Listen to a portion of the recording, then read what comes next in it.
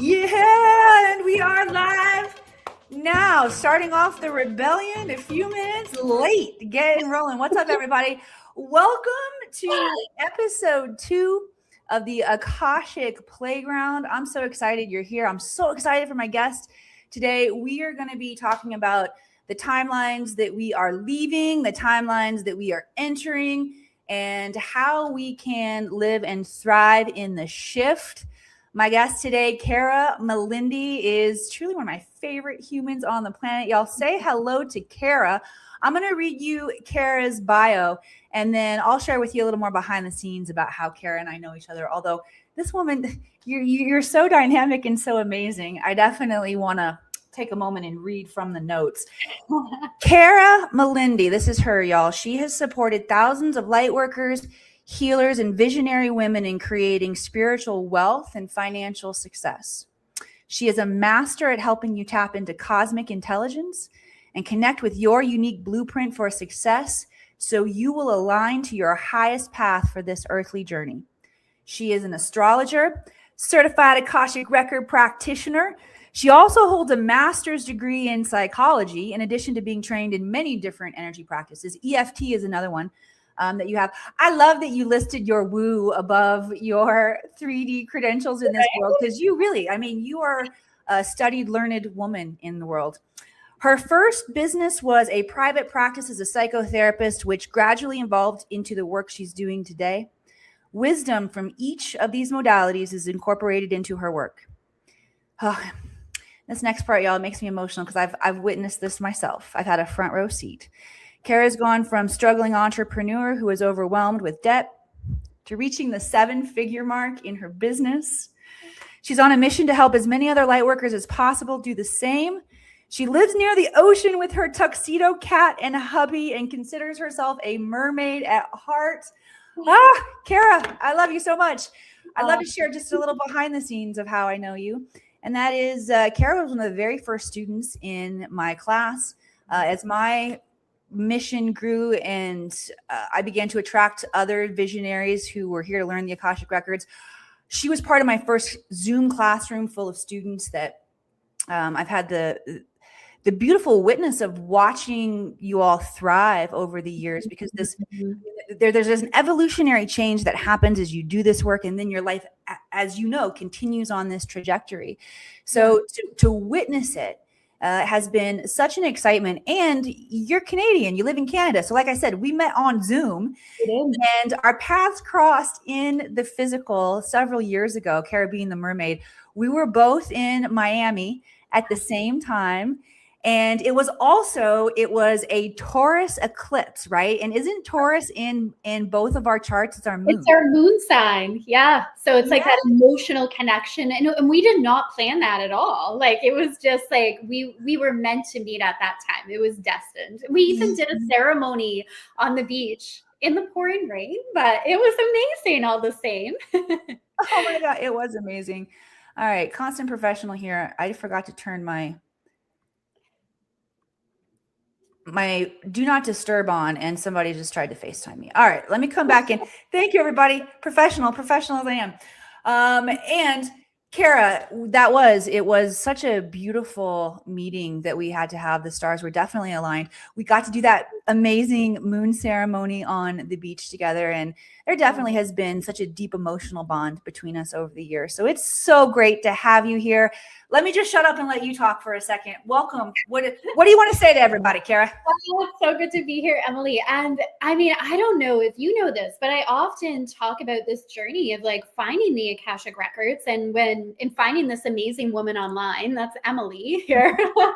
Like I share that, right? And when I first reached out to you, this was many years ago now, but it wasn't even business related. I remember at that time, like it was just personal things I was moving through that I wanted your insight on. But everything started to shift in my business after connecting with you.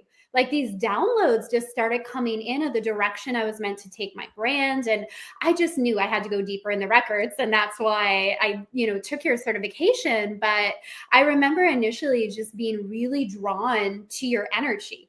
and how you showed up. It's like before I even knew that you did the records, I'm like, I just have to connect with Emily. You know, when we have that energy with somebody and we just know we are meant to learn something from them or meant to have a relationship with them. So, and I mean, that changed my life. Like it really did. It brought me all the way to now certifying others in the records as well, because it's just the amount of information and transformation that can happen in that space on every single level, whether our health, our relationships, our business is phenomenal. Like I say, it's my secret weapon for what I do. Like it's incredible. Oh, I keep getting just like waves of energy moving through my body. Yeah, thank you so much. I'm so happy that you feel the call to teach others and certify others as well. So I remember when I discovered the records, I thought fascinating. Like if you can, if we can tap into all the intelligence in the universe, that makes us freaking unstoppable.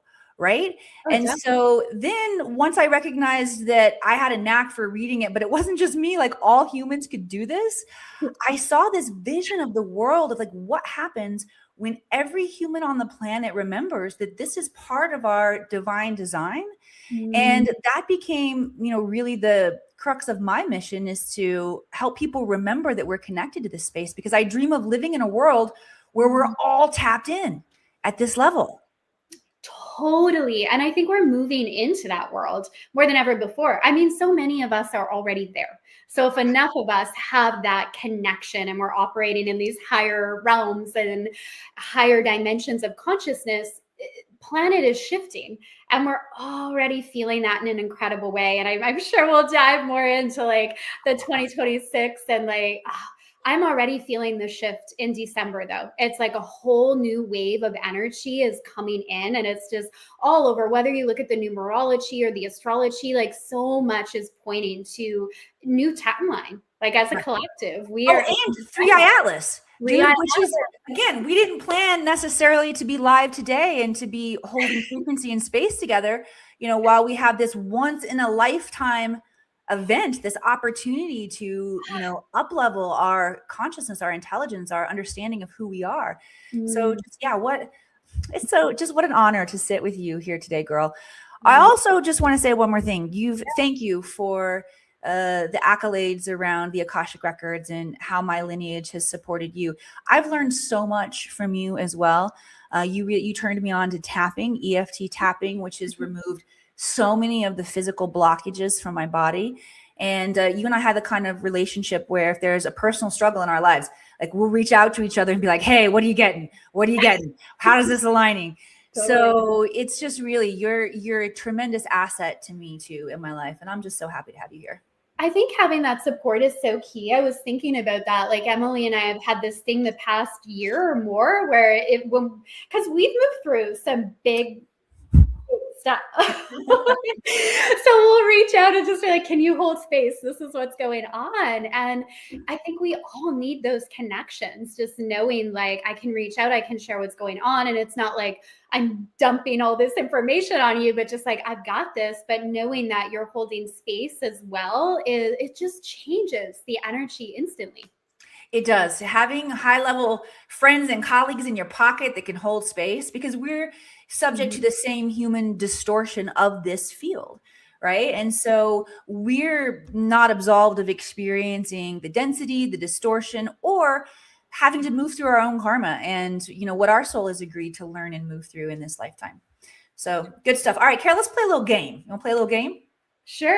I think I'm ready for you.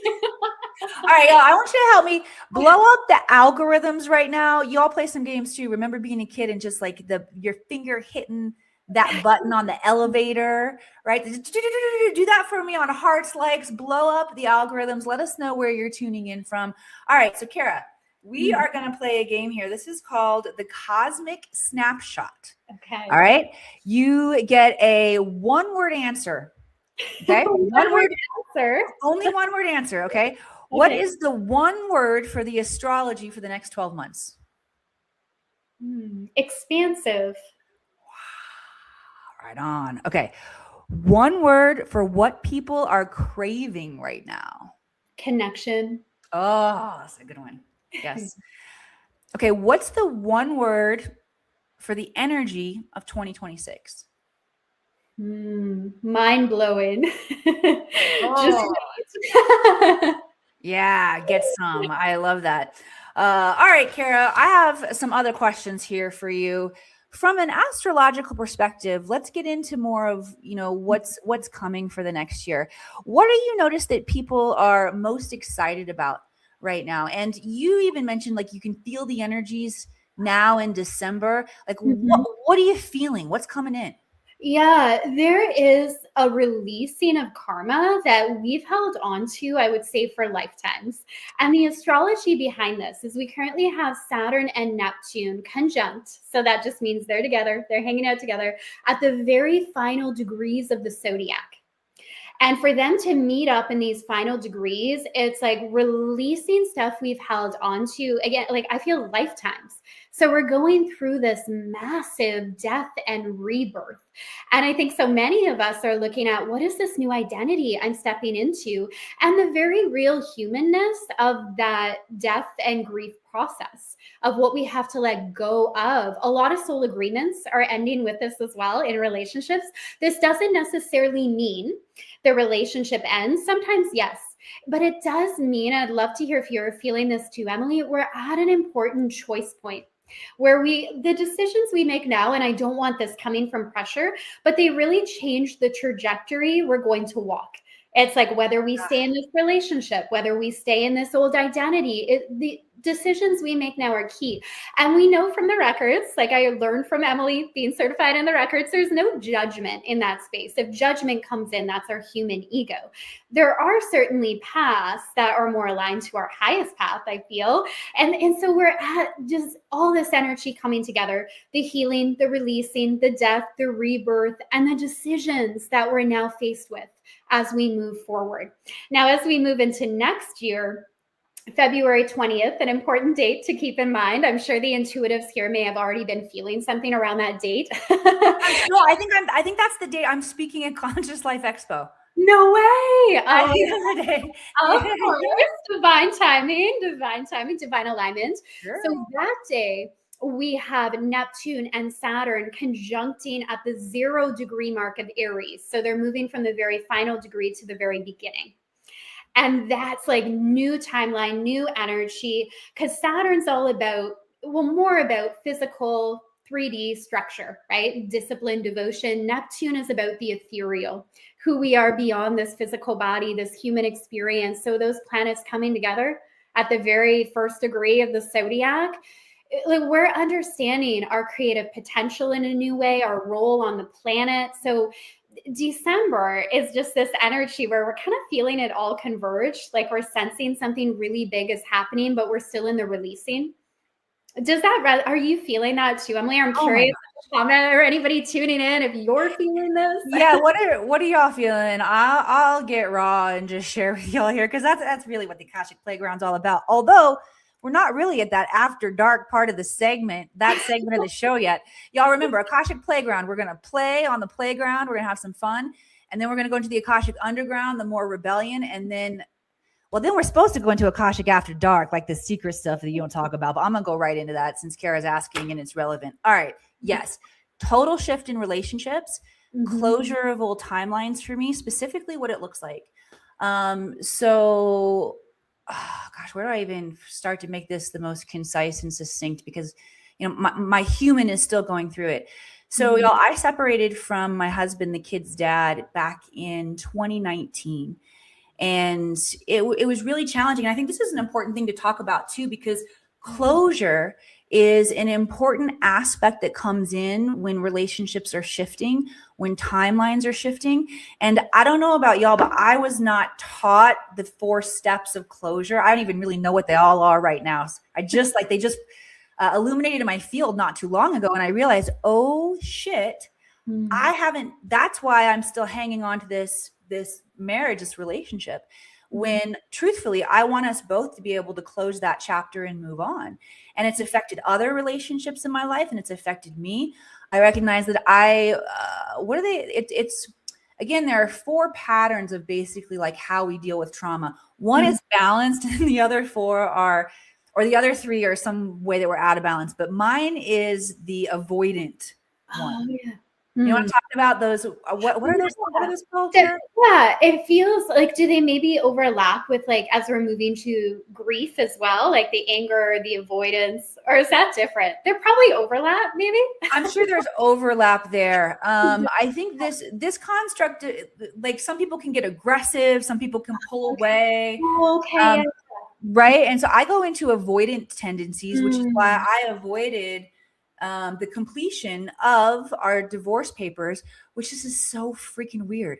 Y'all, we got married on December 18th. Okay. We signed the divorce papers on December 18th. Oh. Yeah, was that freaking yesterday? Oh, wow. Like fully, yeah, like the fully. cycle, Yes. fully complete. Yeah. Yes. And there are all the feels of that. And there's, like you said, it doesn't necessarily mean the relationship is over. I mean, this is my kid's dad, and I want to have a good relationship with him and support him and his endeavors in his life and be able to co-parent. And we, as spiritual as I am, and as much as I help other people show up in their highest, this was definitely a karmic relationship where we also got to see the darkest shadow aspects of each other. And so as I am moving into more closure, I'm moving into a place where I have deep gratitude for the souls, him and my kids, that we all walked this journey of really warring amongst ourselves and within our family, and feeling in a very raw, visceral way the devastation that caused, which having those wounds, I mean, it's important to heal them, but having them so close and present keeps my soul in a high level of integrity, not to do that again, right? To stay in alignment with my own patterns. And there were definitely things that both of us did in that relationship that were out of integrity to our highest selves and protecting our relationship.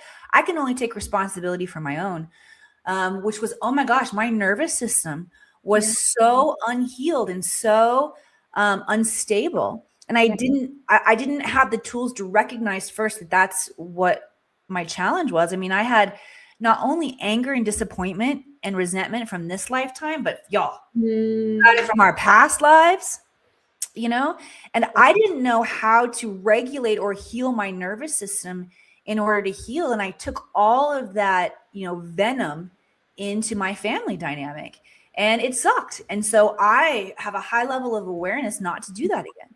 Right. And to do my own deep shadow work. So yeah, Kara, since you asked, I thought that it was going to be, I'm putting you on the hot seat here. Thanks for shifting the gears. That's my counseling background, right? I'm like, let's go in. How's this playing out for you? No, but thank you for sharing that, right? And I feel like in so many ways, I know we can all relate to, there's something in our life that's coming to closure. And it feels, again, like this is lifetimes in the making. And even knowing this information, I do think it's really helpful because it helps us see, like, okay, this is the bigger picture here. This is what's unfolding.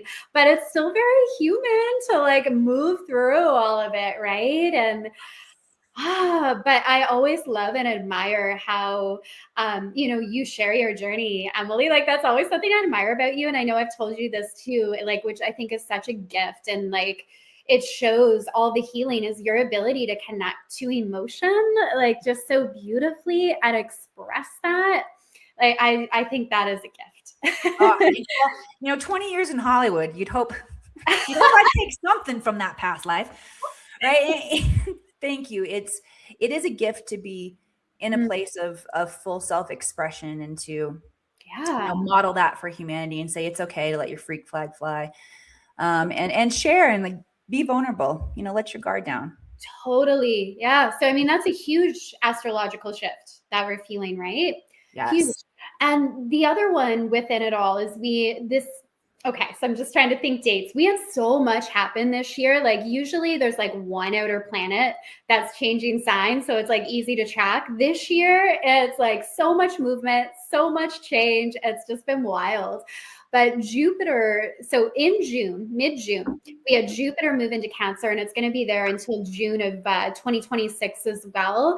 And this is all about nurturing and nourishing ourselves. So in the midst of this change where we're feeling the old identities collapse, old soul agreements, relationships, either moving out of our life if we're not meant to take them forward, or the dynamic within the relationship is just shifting, right? Which that can happen too. Like, again, we have choice points.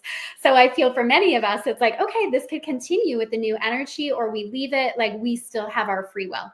But going back to Jupiter, so Jupiter in Cancer is really about staying connected to our inner truth within it all as well. Cancer, self-nourishment, and Jupiter is the planet of abundance. So whatever sign it's in, it's going to amplify that energy. So I think we're really feeling that too. It's also in astrology jargon and terms, it's exalted in the sign of Cancer. So it's very strong. Anytime a planet is in its exaltation, we really feel that. And it's a reminder to stay connected to our intuition as we move forward as well. So we do have this beautiful, like, nurturing energy coming in, despite, the changes that we're feeling, and just like the shedding of the old from the, the Chinese zodiac, the year of the wood snake that we're in until February 17th, a shedding of the old skin. And then we move into the fire horse. Whole new energy. Oh yeah, my clairsentience is responding to everything that you're saying. Like, I just get waves of energy and sensation and temperature moving through my body. Let me know what y'all are feeling as Kara's sharing here. Peaceful Penguin knows what's up about the 4 stages and moving through cool. closure. Yeah, rock and roll. Thank you for that. Nice. Yeah, good stuff. I'm glad that you're here. Yeah, thank you. Cool. Yeah, and Kara, this nurturing energy. I saw someone posted a quote that I think that maybe they channeled or something. It was a mic dropper for me. You know how sometimes the verbiage just lands in a way where it's a code, right? Yeah. And it said something to the effect that how we treat ourselves is how the universe is going to treat us. Like, we are teaching the universe actually how to treat us by how we treat ourselves.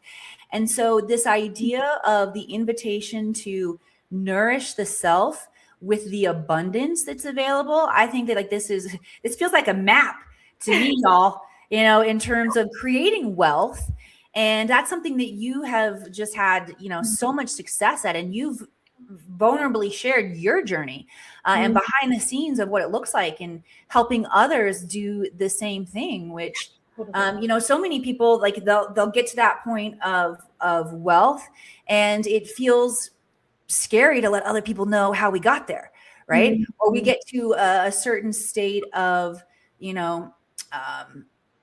like we've climbed the ladder, and we don't want to get knocked off the ladder. You're like, come on, everybody, get on up here. Let me show you how to do it. Why is it so important to you to help others create wealth? Yeah, for many different reasons. And thank you for sharing that, because I have come so far on my journey, but it still feels like I'm just getting started in many ways. You know how both can coexist, because there's just so much that I know I still want to create and experience. And yet I'm so happy for how far I've come, because when I think of, like, initially my journey, I wanted to just ignore money and pretend it didn't exist, right?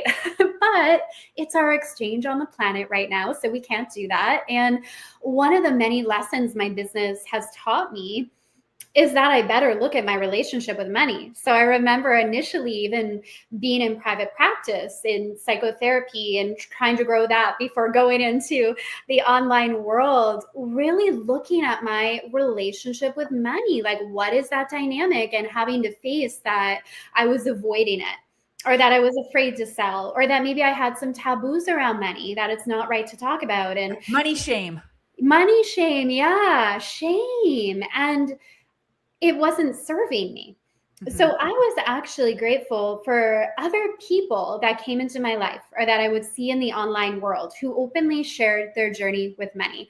Like, I'm so thankful, because otherwise I wouldn't have learned it. It's not like it was something that was really spoken about in my family, or that I grew up with money at all. So of course I didn't learn anything about it. So it was just like a lesson that I had to learn how to manage money, how to make money, how to have a better relationship with it. So as I went on that journey, it's like, of course I want to share that with others. And I feel like at heart, I'm such a teacher. So anytime I learn something that has worked for me, it's like, I just want to tell everybody I know.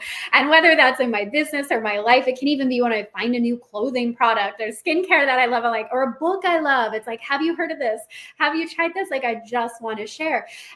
so there's so many layers too. I also really feel passionate about light workers and healers having more money in their hands and not feeding into this old like dynamic or idea of the poor creative or the healer that struggles. Like for me in my path, it's just empowering people to have money in their hands. And maybe that's not everyone. And I fully honor we're all on our own journey.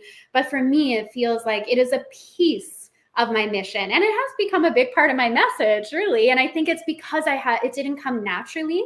I did have to put in the work to get there. And I just want to break the taboos around money. Because what that does, I think, is keep money in the hands of like the 1% that are sharing these secrets. But if we can start to like pass that around and empower one another, I mean, that's part of the shift on the planet. Yes, 100%.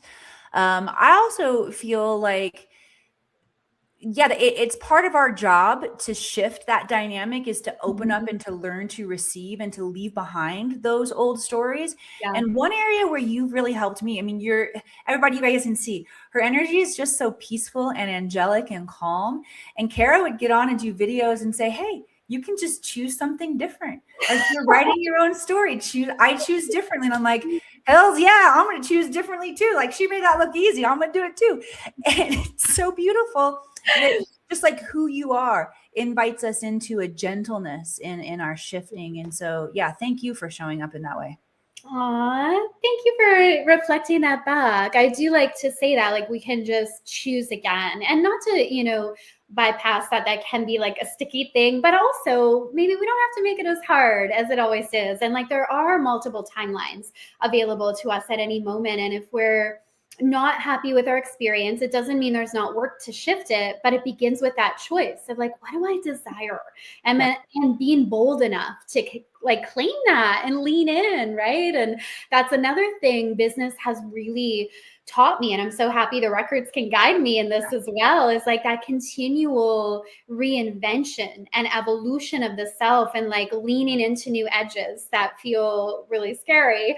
But then I think we get evidence over time that it is safe to change and it's safe to evolve, even when it's scary. Yeah, and that's a good point too. Evidence over time is an important thing to look at. And you also talked about another perspective aspect of the journey that I think is really important. And that is recognizing how far we've come and, giving ourselves props for, the strides that we have made along the way. And you talk about, the Akashic records being able to guide you. You've also thrown down some powerful astrological intelligence. How do those two major influences in your life, how do they work together and make unique magic for you to help others? Yeah, I find they both bring us back to our soul blueprint in many ways. Like the records, of course, is a way to experience our unique genius, which you talk about a lot too, Emily, right? Like tap in, activate our unique genius, our soul gifts, understanding our soul journey. And astrology does that too. And so I like to bring people into the Akashic records. And then when we're in the records, looking at their birth chart, the transit. So basically like your unique astrology, your energy blueprint, because it can really point out some specific things as well. Like I look at Mercury for communication style or messaging. And, more and more lately, I've been using it in the lens of business, but it applies in all areas, like our relationships as well. We can look at placements like Venus, how we receive, what puts us in our most magnetic state, Mars, our manifesting, like every planet tells a story. So we can really look at that blueprint. And I always like to ground things into the tangible as well. So it's like, let's take our soul blueprint, our cosmic codes, and how do we work with them here on the earth plane, right? And it gives like that really something tangible I find to kind of grasp onto and create like from a business, it could be like a strategy around, or just like an application of this energy. So we're not working against our blueprint, we're working with it. Yep. I think it's a big shift we're going through now. High five, Teach. Yep, you and I definitely have that in common in terms of the pragmatic nature of the work, right? Yeah, We're tapped into these higher frequencies of intelligence, yet it's not just a cool aha moment or shift or perspective where you see life differently. Kara, we don't let you out of our classroom until you figure out what action steps you're going to take with this in your life once we get off the call. Okay? Because that's really, I mean, that's the next stage of work that's being invited to be done. This training, this Jedi warrior training, right? Is we actually have to implement it into our lives and do the practices, right? And take care of ourselves. I find that I also feel like while we always need to be mindful of our own healing work, at least I feel like I'm getting to the point where I'm getting ahead of the game. Now, what does that mean? It means that I'm doing the breath practices, the meditation, the grounding, so that I don't get triggered and come unhinged in my nervous system. Not so I'm fixing the oopsie because I exploded 10 minutes ago. Right. And so what are you noticing in terms of our maturity here on the planet when it comes to dealing with our triggers? Oh, yeah. I love that question because it really is shifting, isn't it? And I think definitely like the self-regulation, like you talked about as well, like an awareness of our nervous system not being in overdrive all of the time. Like for a long time on the planet, we lived in survival mode. And if we look back at our evolution, that served us. It didn't develop out of nowhere, right? Like there was a time where we had to run from a tiger or a lion, or we needed that boost of adrenaline, but now we need that less and less, but it's still like our mind's default is to also go to the threats in our environment. So we have to reprogram it and upgrade it. So we're not just looking for things that could go wrong in our environment, which keeps us in that state of hyperactivity, that fight, flight, freeze, fawn. We're moving beyond that. And I think there's still some work there for it to really seep in and get into this energy of like, now we're able to be in these higher states of consciousness where we're thriving and we can really look at what do I desire to create and to experience. And even I say the simple thing, but it's also like everything, welcoming in more joy, right? Like holding more joy in our body, in our field, and being safe there. Like this is something I continue to have to lean into. Like I think we all have this point where it's like, I'll let this much joy in, but I can't let this, or it's just not safe. And it can come from like trauma or experiences where things happen suddenly that just threw us off course, where like things were going good and then we realize, oh my goodness, it could change in a moment's time. And then we like brace ourselves. So we have to like actively look at like best case scenario. So even what I'll do when my mind, because I'm training myself on this all the time, going to like worst case, what if, to really look at, okay, like I'm imagining worst case. What about like best case? What if this happens? And then I try to get on like a roll, or like Abraham Hicks used to say, rampage of appreciation, where I'm looking at like best case scenarios, this could happen. And then I start to feel my energy shift and I'm building momentum in a new direction. Yeah, I love that. I had another question here for you, Kara, around moving in a new direction, because that's what we're being invited to do, right? All right. So my question is, what do you see collapsing around money, work, or success that people are still resisting?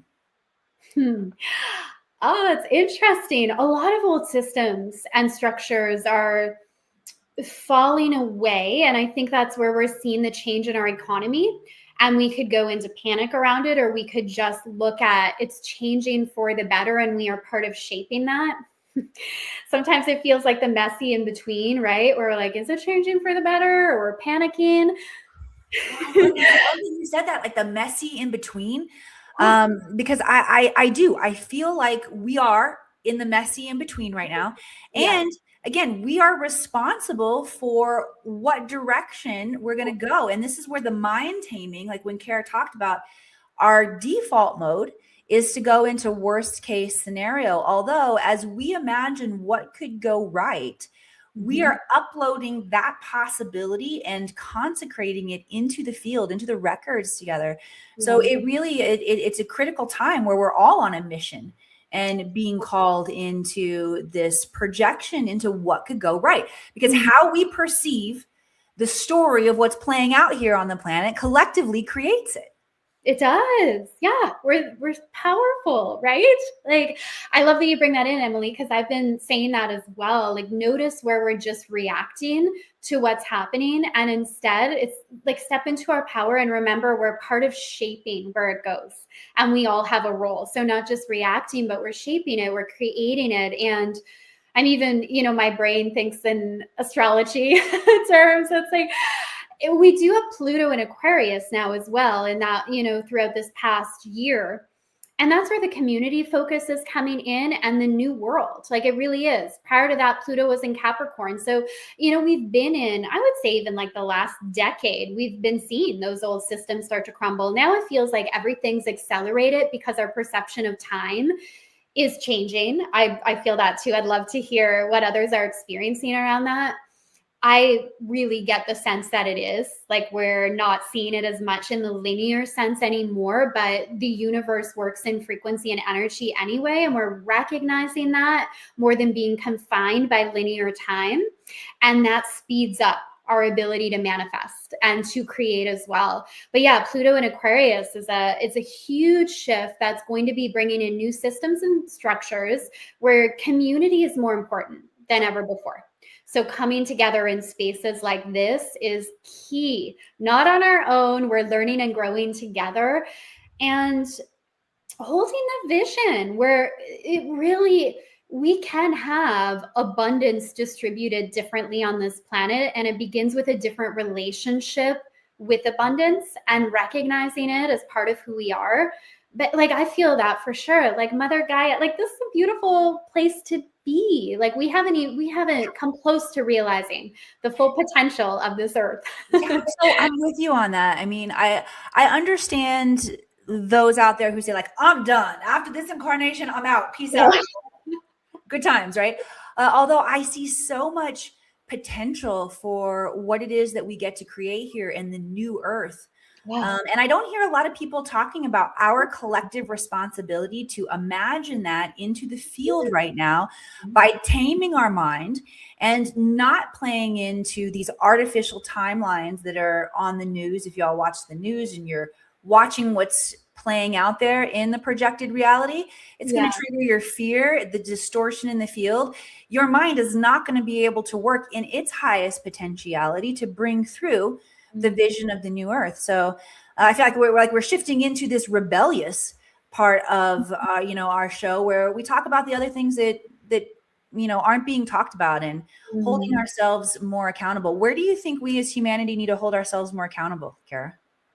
I think it does come back to recognizing that we are part of the collective energy, and as light workers and healers, we come in and like, I always had this experience of knowing that I chose to be on the planet. And like, I love Mother Gaia. I love being here, but also kind of feeling foreign. I remember that as a kid. It's like, what is this? Who are these people?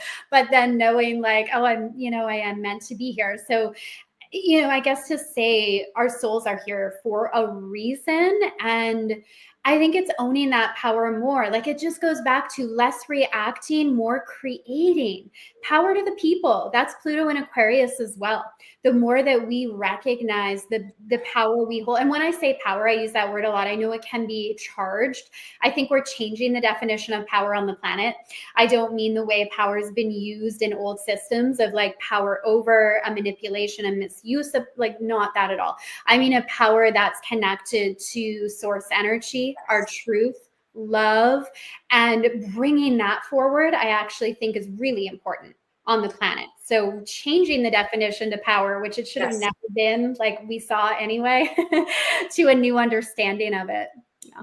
Yep. I'm finding syntax is so important because that's one of the ways where we've subtly given away our I like the word power myself, but I agree with you. There are some people that don't feel comfortable stepping into power, or this is about stepping into your authority, your divine authority and your sovereignty as a being, which, I just think is so incredibly important. And so when our mind is subtly tricked through syntax, right, to shy away from things, this is how This is how the dark versus the light, like whether you talk, whether they're the archons or the Kabul or the demons or your own shadow energy. I don't care what interpretation of it. We're all going to face that polarity, that duality here that helps us. Yeah.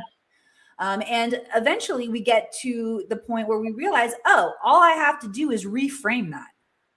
Right. And think of it differently. And so congratulations to us as humans that we're at that stage now. We recognize, oh, there's that story, that thought form again. I don't have to choose that thought form. I can choose a different thought form.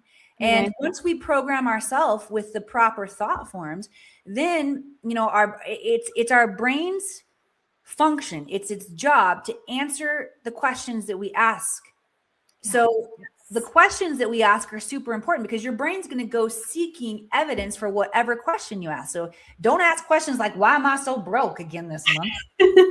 Because your brain will go looking for the answers to that. We'll always find it. We'll find the answer. And then we build up this data bank of like, see, I've got all this proof. It's like, we just need to switch the lens, new perspective, higher self-embodiment. And again, I get that's the work. Like we're all in this, but that is huge though, looking for new evidence because we live in a world where the evidence is there.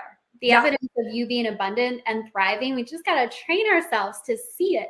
And then it gets easier in time. I've been doing a lot of that work the last couple of years in like all levels of my life. Like if I'm wanting to create something different, starting to look for just even like the little moments every day that show that reality is already here. And it's amazing how quickly it can shift. Yeah. Well, can you give us like a personal example? Will you tell us a personal story about doing that and what it was like?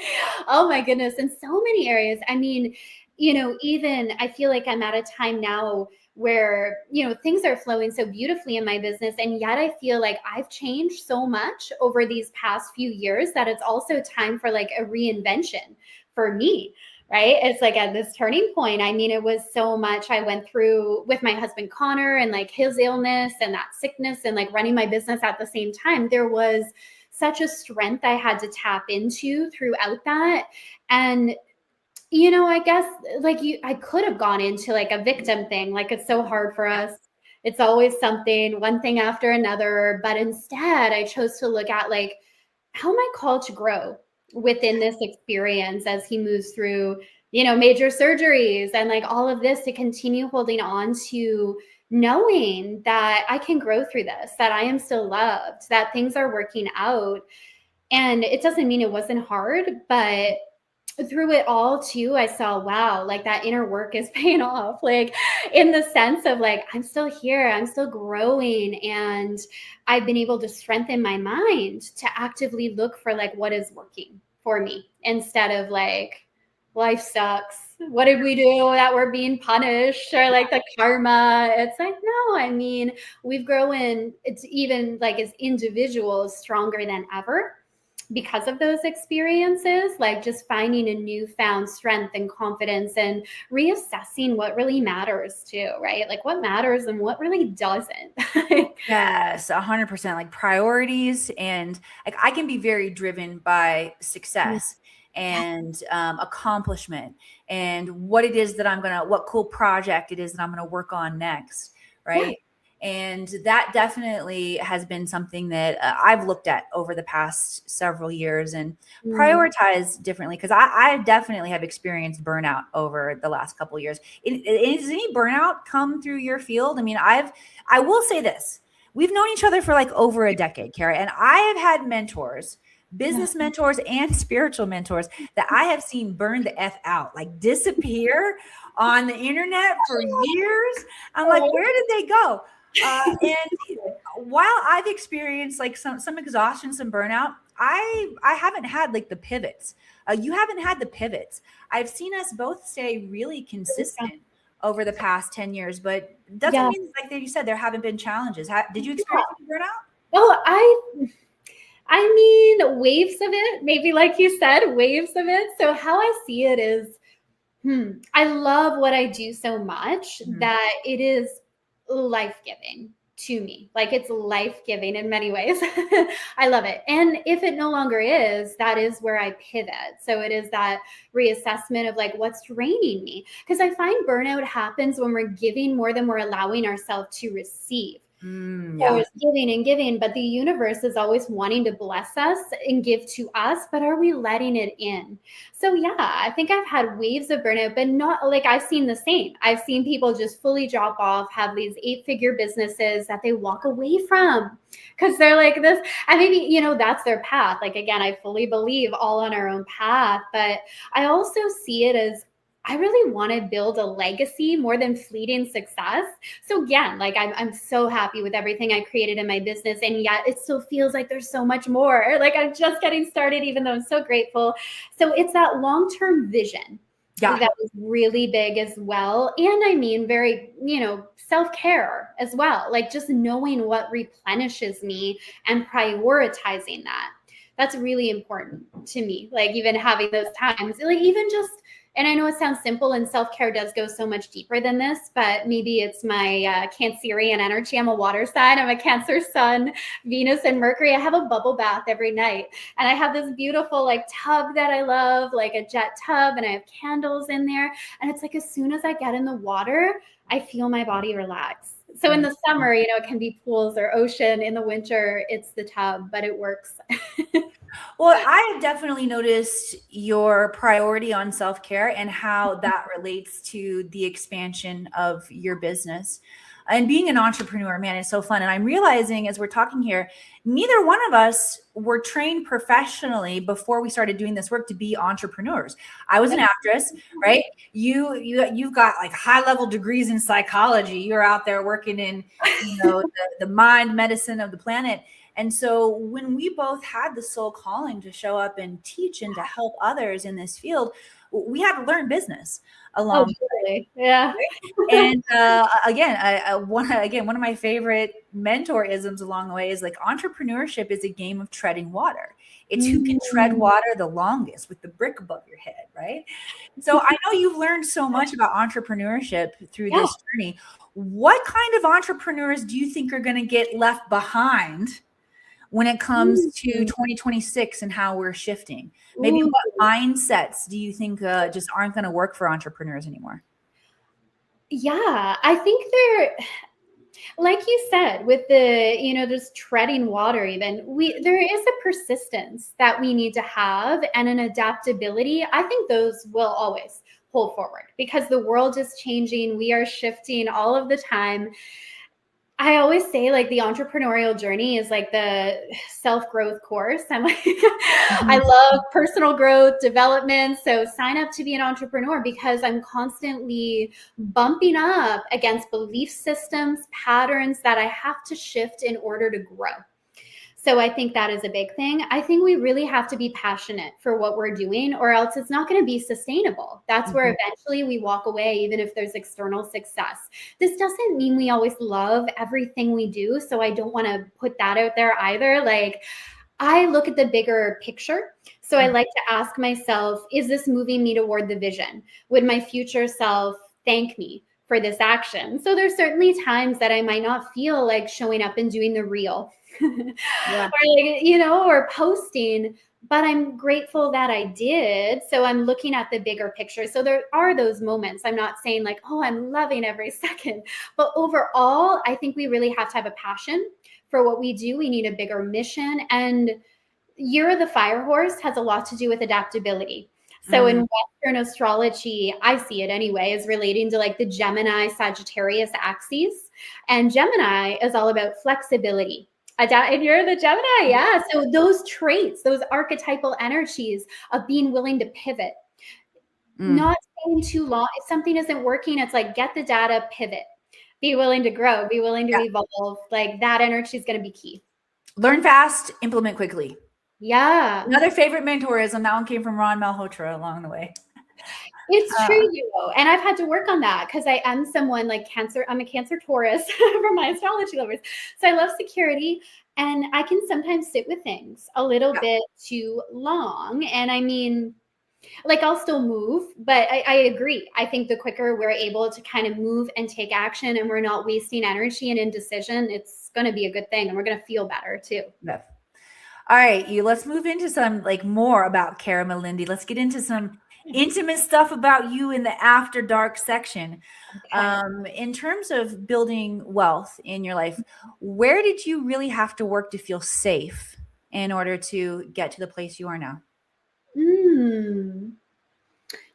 Honestly, like lots of nervous system work.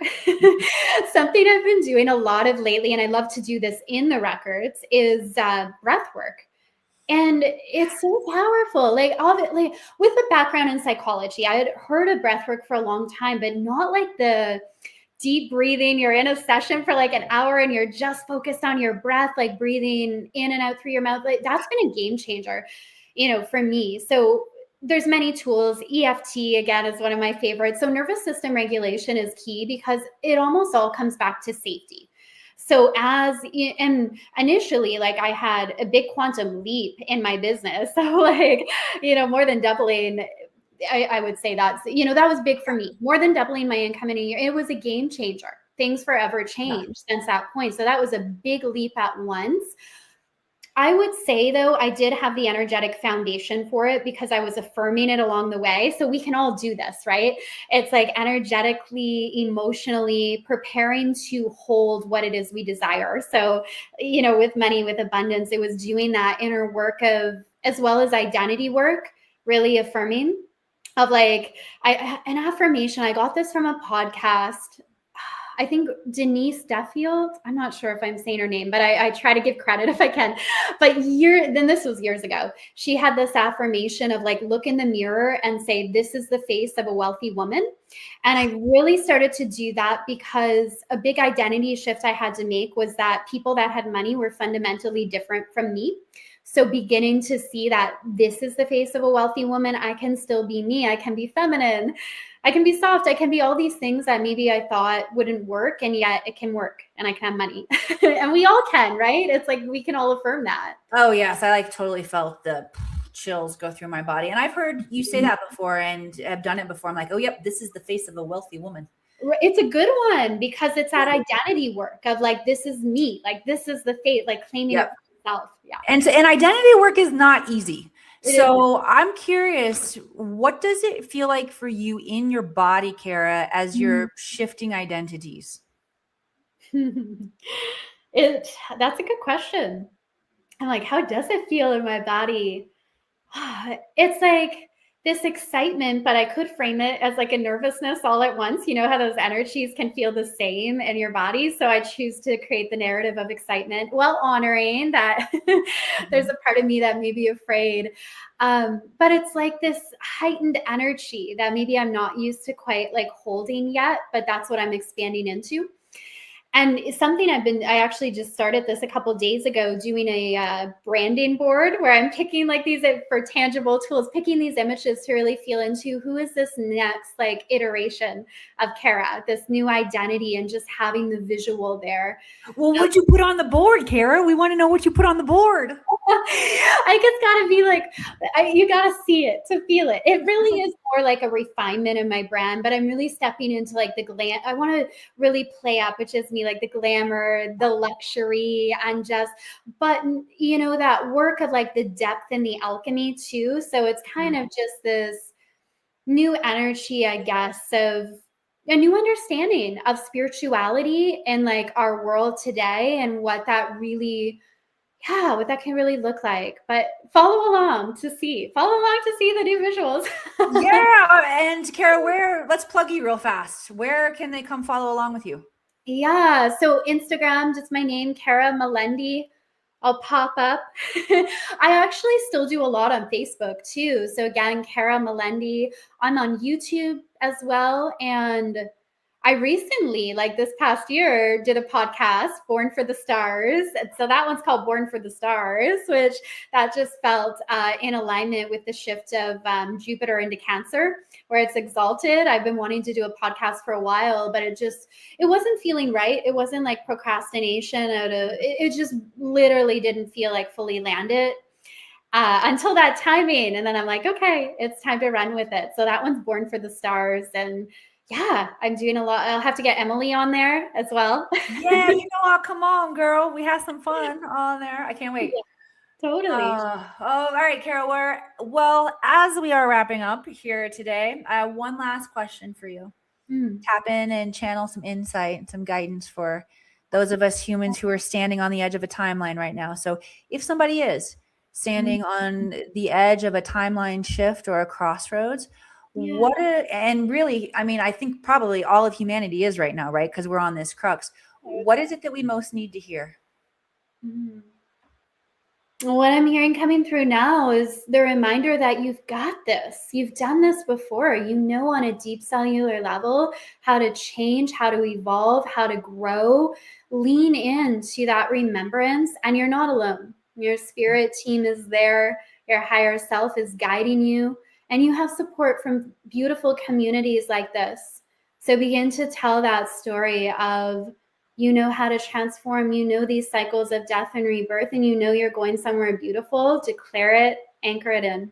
Yes. So it is. The codes moving through my body as you were speaking that. Thank you for that incredible activation. And it's still just the way. It's the truth of knowing we've trained for this, not only in this lifetime, in past lifetimes. And we're here together now. It's go time. It's fun. You're so right. We know how to change. We know how to do the work. We know how to master our mind, and you know how to ask ourselves the right questions. Yeah. And let's go do it, y'all. Thank you, Kara, so much. This was so fun. All right, y'all, go check out Kara Melendy. You can find her again on Instagram and Facebook. She's very active in those places and has awesome things going on YouTube. I love watching your new and full moon updates, and of course the podcast Born for the Stars. It's a new moon today. Of course it is. Of course it is. And I also, I just love how our paths are so intuitively aligned and cross, and it's beautiful to have you in my life, my friend. I feel the same. Thank you. Thank you. Yeah, thank you everybody for being here. All right, we'll see you guys next time.